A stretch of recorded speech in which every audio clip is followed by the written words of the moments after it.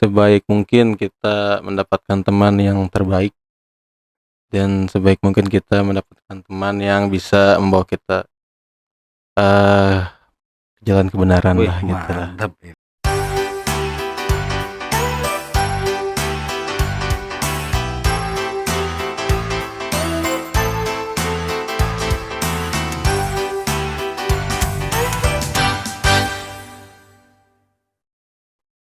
Kembali lagi bersama Dream Podcast, tempat ngobrol santai yang penuh inspirasi dengan orang-orang keren yang menginspirasi. Kali ini gue kedatangan tamu nih, temen gue masih muda, pengusaha, dia pewaris dan perintis dua-duanya di Sikat. Langsung aja, Om Bani. Selamat datang Om. Selamat datang Om. Wih. Makasih Om udah datang ke tempat gue nih, mau sharing-sharing, berbagi ilmu nih. Siap Om. Om Bani itu yang gua kenal itu perintis dan pewaris Om ya. Bisa dibilang gitu. Merintisnya lu usaha-usaha jual beli motor, mobil ya. Pewarisnya Om Bani ini tuh punya yayasan sekolah SD, SMP. Dari playgroup sampai SMP.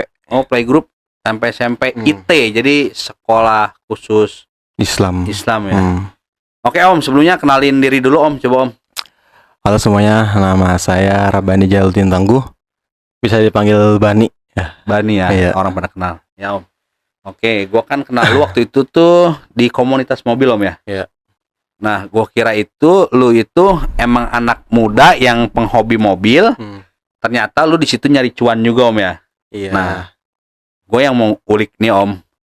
Kebanyakan anak muda sepantaran kita ya. Dia tuh punya pemikiran tuh bekerja yang berdasi gitu kan, bawa-bawa tas gitu di perusahaan. Nah, kenapa lu malah ngambil jurusan apa? Pendidikan ya? Gua basicnya pendidikan. Nah, awal mulanya gimana, itu tekanan orang tua kah? Apa emang kesadaran diri sendiri gitu? Awal mulanya itu emang gua pengen jadi guru Om. Karena emang basic orang tua guru ya semuanya. Ibu bapak semua guru. Jadinya karena apa ya, orang tua punya usaha yayasan sekolah sendiri ya.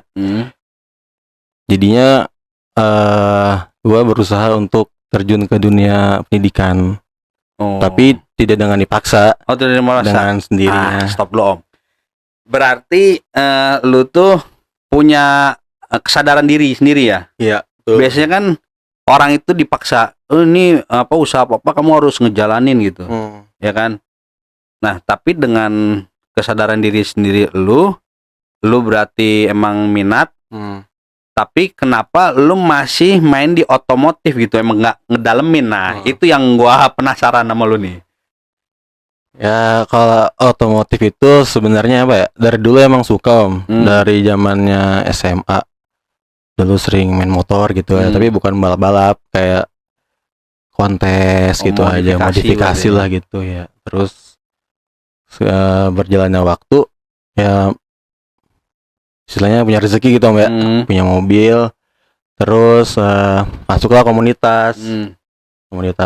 Kebetulan mobil Vios, jadinya masuk komunitas Vios gitu. Tapi di dalam komunitas ini mau belajarnya sih Om, belajar organisasi pertama tuh. Karena dulu basicnya emang di kampus juga seringnya organisasi Om. Jadinya karena sudah beres di kampus, bingung ikut organisasi, nyobalah organisasi komunitas mobil gitu. Masuklah di Vios gitu lah, Vios Club. Berarti kan jiwa otomotif ada Om ya.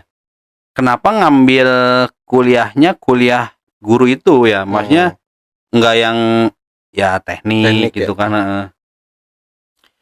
Karena emang kalau buat di pekerjaan pengennya jadi guru Om. Pekerjaan. Maksudnya nggak mau apa ya? Kalau kita masuk otomotif kan harus berjibaku sama kayak apa ya, kayak mesin gitu kan. Gue juga nggak ngerti Om. Gitu. Berarti hobi aja gitu. Hobi aja itu mah, hobi doang. Enggak, lu punya sekolah itu emang udah lama gitu Om? Dari gua TK Om. Udah TK. Bokap gua gua TK bokap bikin TK, Hmm. gue SD, bokap bikin SD gitu. Oh berarti bokap yang ngikutin lu berarti ya? Ya kalau dibilang sih begitu, cuman gimana ya, dulu tuh jadinya pas gua belum lahir ya, Hmm. bokap emang udah ada sekolah, Sekolah. cuman belum berbentuk yayasan, masih TPQ gitu, sama Oh, pendidikan yang Al-Quran gitu. Anak-anak kecil ngaji Iya, gitu kali ya? ngaji, Hmm. baru pas gua udah beranjak ya, udah lahir terus udah umur masuk TK, akhirnya bokap bikin TK gitu. Oh gitu. Cuman gua TK juga itu masuknya angkatan berapa ya? Angkatan 5 apa 4 gitu. Oh gua berarti lupa. udah running duluan gitu. Iya, running duluan. Kecuali SD baru gua angkatan pertama di sekolah gitu. Oh di sekolah. Oh berarti pas sebelum lu SD, bokap udah nyiapin dulu gitu. Iya, sudah. Itulah saya bilang gitu. Oh gitu. Hmm. Enggak om gini. Nggak mungkin banget lu punya apa ya pandangan gue punya sekolah nih, gue harus sekolah kuliah pendidikan ya, gue harus nulisin. Pasti kali ada tekanan dari nyokap bokap gitu. Anak pertama lagi om. Anak pertama kan, pokoknya kamu harus nurusin usaha papa nih misalnya gitu. Masa nggak ada kayak gitunya? Kalau dari omongan sih nggak ada om. Kalau bapak ngomong gitu nggak ada. Ya, gimana ya? Sebenarnya tuh kalau bokap tuh pengennya sih pendidikan tetap ya om. Cuman gue tuh dulu pengennya ke ekonomi jurusannya. Ya udah akhirnya masuklah. Dulu tuh gue ngambil dua jurusan. Kan jurusan pendidikan, tapi ada cabangnya gitu ya? Iya, periode sebenarnya. Kayak bahasa Inggris, pendidikan bahasa Inggris, pendidikan RGSD gitu. Iya. Gue ngambil bahasa Inggris sama bahasa Indonesia. Gitu. Cuman bokap pengennya bahasa Inggris gitu. Jago berarti om bahasa Inggris? Enggak lah, little. Little. No smoking area om ya. Welcome. Nah, lu kan sebenarnya ke arah Islami gitu om ya? Apa ya? Sekolah lu? Iya, lebih ke Islami. Nah, kenapa lu nggak ngedalamin pendidikan agama Islam misalnya gitu om? Gini nih, gimana ya? Kenapa gue ngambil bahasa Inggris om ya? Pertama, emang disuruh bapak tuh kan bahasa Inggris. Terus kedua, kalau menurut gue lebih banyak peluang kerjanya dulu gitu kan. Kalau bahasa Inggris tuh. Karena masih jarang ya. Kenapa nggak ambil PAI? Karena kalau gue tuh gimana ya? Kalau dibilang kurang enggak gitu Islam. Cuman gue belajar Islam itu di luar kampus om gitu. Jadinya pengajian berarti habis gitu. kuliah ngurusin iya. di luar. Nah berarti bokap sendiri nggak, kan tadi guru bahasa Inggris itu jarang ya? Berarti nggak mengharuskan ngajar di sekolahan lu sendiri nih gitu? Gua sih dari pertama langsung ngajar di sekolah om. Sekolah sendiri ya. Jadinya gue tuh ngajar dari pas kuliah semester 6. Udah langsung turun. Kenapa? Kan tahu? Gimana? Karena dulu gue kuliah tuh pakai motor om, Supra. Tapi motor rusak ceritanya. Terus gue minta motor baru lah ke bokap ceritanya, minta motor baru. Tapi kata bokap kalau mau motor harus kerja gitu. Kerja apa? Yang ngajar tadi ya. Ya gitu jadinya gua jual motor Supra baru ngajar dan ngambil motor baru gitu. Oh gitu. Nggak ngerongrong aja gitu. Kan sedangkan bokap lu punya yayasan gitu. Kagak loh, gue mah nggak gitu. Tapi biasanya anak muda yang kuliah tuh ya maunya ngerongrong aja udah gitu. Tanpa mikirin keuangan orang tua ya. Alhamdulillah enggak sih om. Jadi dari hasil ngajar tuh buat bayar cicilan gitu dulu tuh. Kan padahal dapat uang jajan juga deh bokap. Uang jajan dapat. Oh berarti profesional gitu ya? Jajan, gaji gitu. Oh gitu. Nah berarti kan waktu itu lu masih kuliah om ya? Lu ada beban nggak misalkan kan pasti di situ orang ada administrasi yang lebih tua daripada lu om ya? Lu ada pressure sendiri nggak? Gue takut dikucilin nih nggak? Apa gue orang-orang beda ke gua karena gua anak ketua yayasan gitu. Karena lu masih muda gitu. Lu caranya imbanginya gimana tuh, Om? Alhamdulillah sih nggak ada ngucilin sih Om. Cuma gue juga menghormati. Kalau juga profesional, gua bukan anak ketua yayasan nih gitu. Apa ada gitunya lu? Enggak, gue nggak pernah ngomong anak ketua yayasan. Bahkan orang tua murid juga nggak tahu kalau gue anak ketua yayasan. Oh, Jadi gitu. anak guru aja gitu ya, guru aja di situ. Ya, gue juga menghormati gitu Om. Kalau yang lebih tua daripada gue menghormati, terus yang lebih muda daripada gue menghargai gitu aja. Kan kalau di sinetron itu anak ketua yayasan, woi, ke sekolahan tuh, gua anak ketua yayasan nih gitu. Enggak gengsi gitu Om lu. Agak. Oh enggak. Kalau misalkan ada malah orang tua murid, ih, kok anak ketua yayasan malah ngajar gitu. Lu malah malu apa malah jadi bangga gitu, Om? Bangga gue. Malah bangga ya. Jadi salah yang malah mereka itu gengsi atau nggak malu. Yang salah. Salah ya? Salah itu. Nah, berarti kan lu udah ngajar dari kuliah nih. Terus lu kenapa masih nyambi lah ya bahasanya, apa sih selain nyambi itu bahasanya sampingan. Sampingan jual beli motor gitu Om. Apa kurang gitu pemasukannya? Kadang kan udah anak ketua yayasan kerja juga di situ. Ya menurut gua mah udah cukup kali ya, udah enak gitu ngeliat tuh. Kenapa lu masih nyari sampingan jual beli motor? Ya karena gue pengen punya usaha sendiri Om, gitu kan. Di samping hobi gue gue punya hobi motor gitu, tapi gue pengen bisa ngasilin duit gitu dulu tuh. Pertama-tama kan gue itu mulai dari jual motor kesayangan gitu Om, motor kontes jual, motor kontes jual, beli, jual lagi, pakai, jual, jadi gitu. Ada cuan nih lumayan. Iya, cuan lumayan nih. Akhirnya kumpul-kumpulin gitu. Ya pokoknya pas selesai kontes tuh sebelum COVID Om loh, main motor tuh. Motor ya. Beres. Motor jual, wah ada keuntungan. Soalnya kan COVID kan semua ngajar berhenti ya? Iya, jadinya kita harus dapat cuan tambahan gitu. Nah, di COVID tuh malah jalan tuh jual beli motor. Lebih ya seimbang sih Om, tapi lebih enak COVID. Belinya murah. Oh iya benar. Banyak yang ngomong ya, metik nanti ya. Iya. Bagi punya uang Om, kalau yang nggak punya uang kan puyeng juga ya kan. Emang. Iya kan? Tapi emang jual juga agak susah gitu kan. Keuangan lagi nggak stabil kemarin dulu tuh. Nah itu lu jual beli motor tanpa mengurangi tanggung jawab lu ke sekolah. Sekolah ya. Kalau ke sekolah harus. Kan gue selalu ingat sih kata-kata bokap. Kalau ngajar jangan ditinggalin, setelah mau usaha apa aja gitu. Oh berarti bokap lu juga nggak yang apa sih bahasanya ngedoktrin yang harus di sekolah aja gitu nggak ya? Enggak. Tapi kalau lagi emang waktunya di sekolah ya di sekolah, nggak boleh kemana-mana gitu. Waktunya tugas, waktunya ngajar gitu. Bagi waktunya gimana tuh Om lu? Bagi waktu gimana? Iya tuh. Jualan kan kadang dagang juga kan harus COD-an apa lu ngajar gitu. Nggak pernah COD sih, paling nggak ke rumah.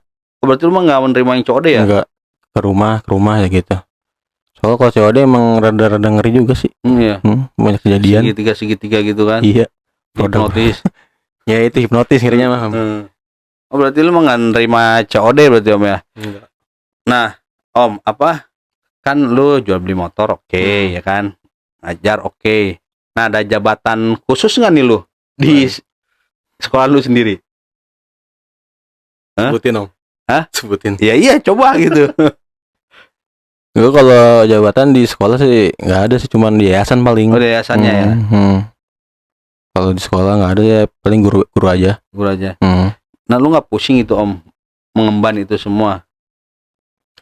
Ya, kalau lagi ada masalah pusing. Kalau lagi biasa sih ya jalanin aja sih Om. Cara ngatasinnya gimana tuh, ngebagi-bagi waktunya gitu loh? Bagi waktu.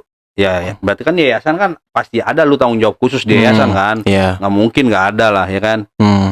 Jadi ya apa struktur organisasi di yayasannya, gurunya, lu jual beli motornya gitu, sama keluarga gitu kan? Nah, gimana? Sedangkan ya tahu sendiri teman kita mah banyak yang santuy ya kan, menikmati hidup gitu kan. Sedangkan lu masih muda gini dikejar sama kewajiban yang banyak gitu. Kalau mau jual motor kan fleksibel om. Jadinya mau sore, mau malam gitu bisa. Karena gue kalau di paginya itu udah harus ya ke sekolah pagi sampai zuhur lah minimal gitu.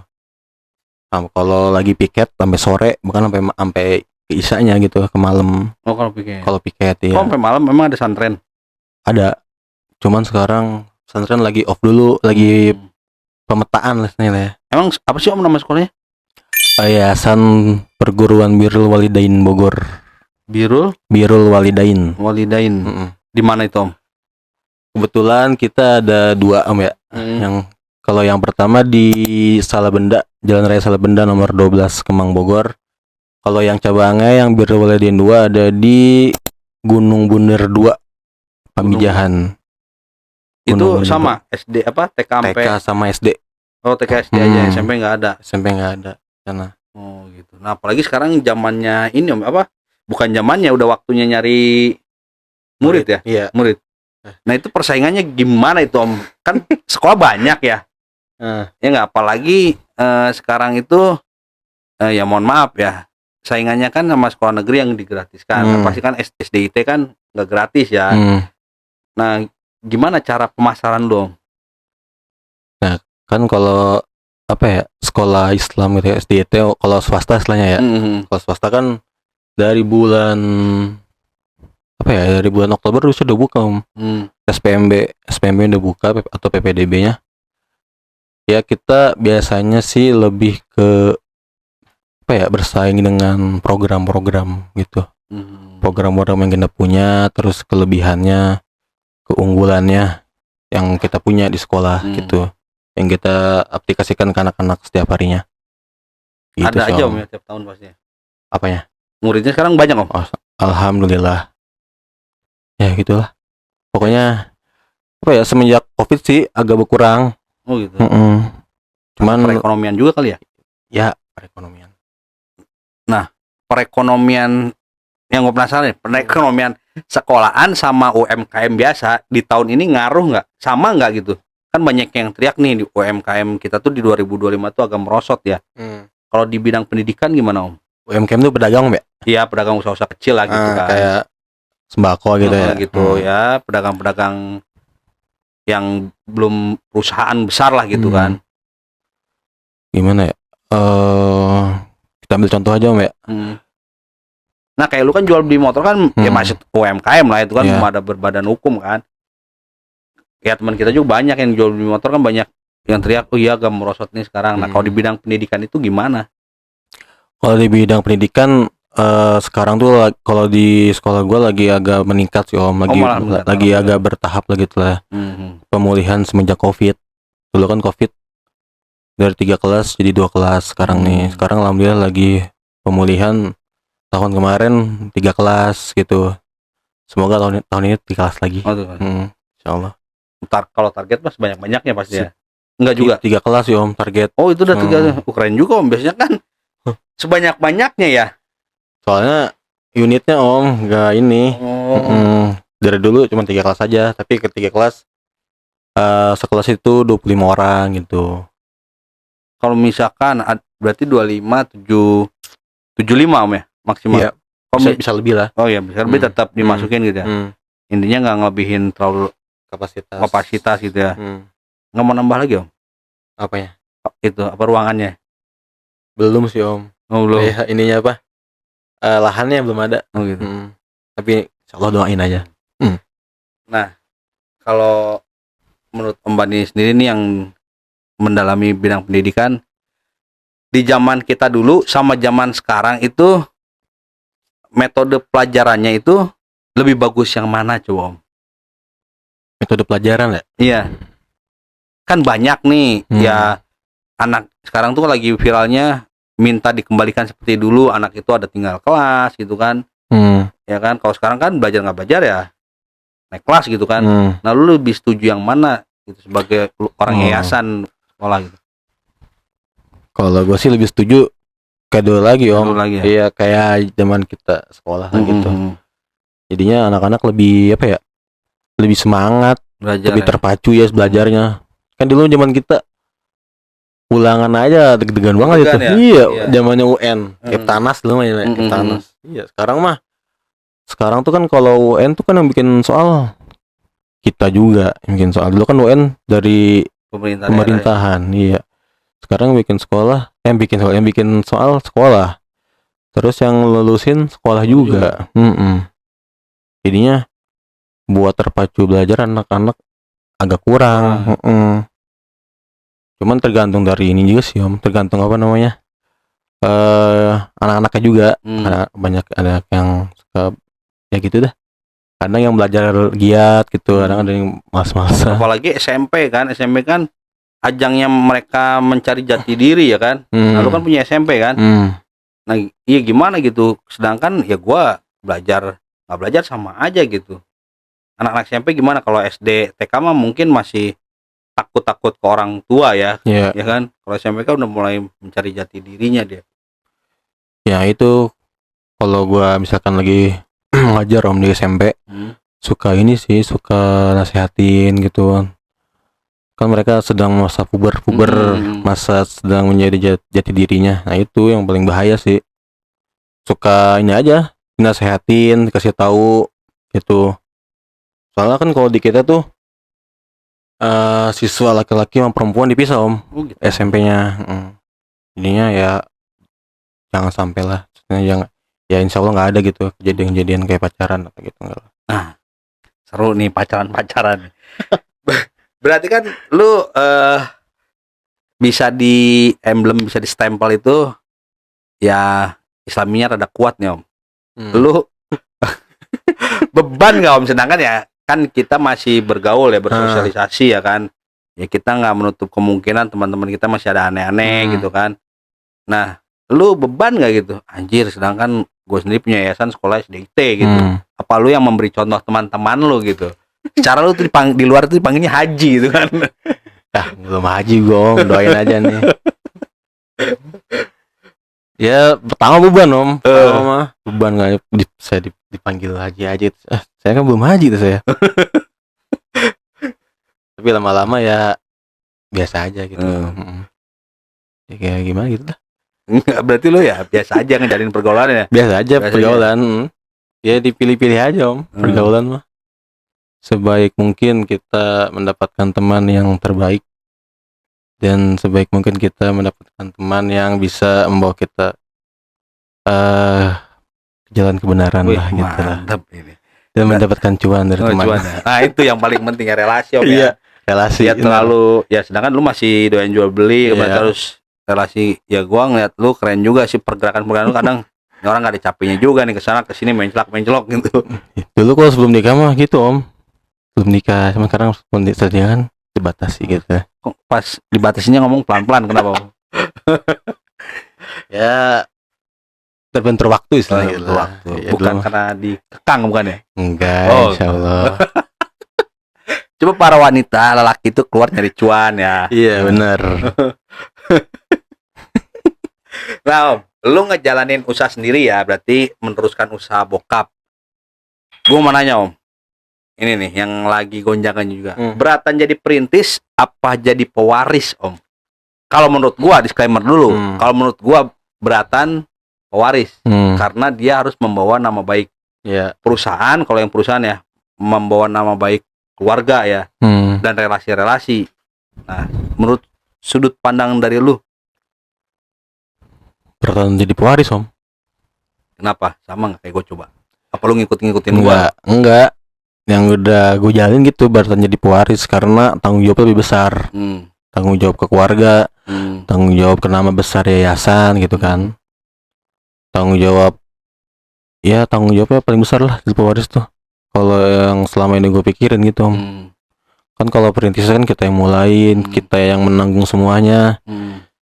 Mau suka duka perintis tuh kita telan sendiri gitu kan. Kan kalau pewaris silakan nih, perusahaan udah gede, amit-amit gitu ya, misalkan kita terusin, ada kayak ada ombak gitu lah ya, ada penurunan. Nah itu jadi kayak lebih ke tanggung jawab kita kurang maksimal gitu Om. Jadinya apa ya?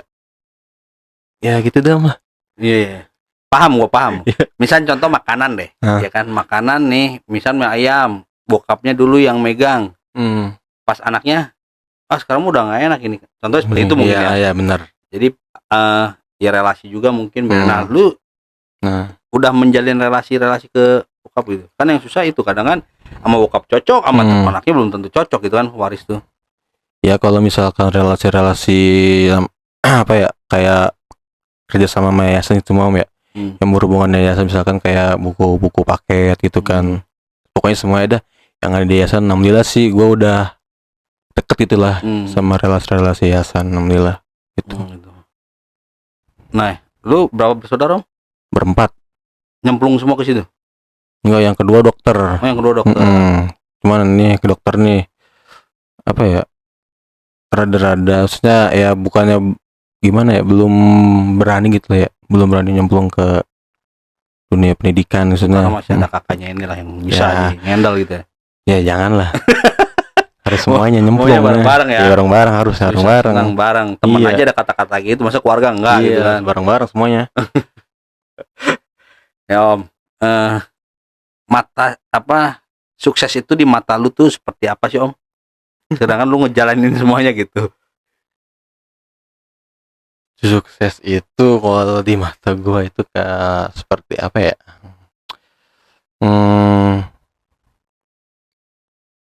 Yang pertama sih bisa ngebahagiain keluarga. Sukses. Terus bisa ngebahagiain orang tua.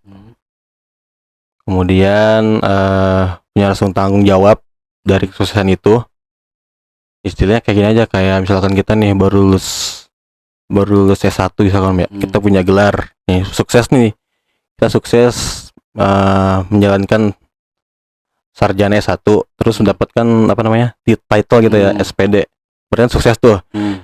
Tapi kita harus kayak apa ya, ada rasa tanggung jawab yang besar gitu di dalam kesuksesan itu. Bagaimana kita mengelolanya kesuksesan itu. Terus lebih ke apa ya, ke pemetaannya kali ya, sukses itu gimana gitu. Om, berarti lu tuh pengusaha apa pekerja nih? Menurut lu sendiri ini mah ya? Apa ya? Pekerja aja lah. Pekerja aja. Oke, pekerja. Sekarang gua tanya, lebih baik kerja apa usaha? Lebih baik kalau yang sekarang gue ini Mbak, enakan usaha sih Om. Usaha ya? Kenapa Om? Karena apa ya, soalnya gimana ya? Kan lu mah kerja juga cuma sebagai guru kan di situ. Mohon maaf bukan mengucapkan guru kan, maksud gua ya lu dicemplungin mungkin ya. Jadi sebenarnya lu narik diri juga tetap di situ, cuman lu jadi sebagai pengusaha gitu ya. Takut salah tanggap nih gitu. Maksudnya kan ya lu bisa aja sebenarnya berhenti, ya udah gue jadi pengusaha nih, kenapa nggak gitu? Lu masih ngajar? Masih sampai sekarang. Nggak bisa Om, gue nggak bisa, maksudnya berhenti gitu aja nggak bisa, jadi kerja gitu. Maksudnya jadi usaha atau gitu nggak bisa, karena ya gitu, apa ya, karena pesan bapak sih, lu serah mau apa ya, mau usaha apa aja gitu, yang penting mah nggak boleh ninggalin ngajar. Oh gitu.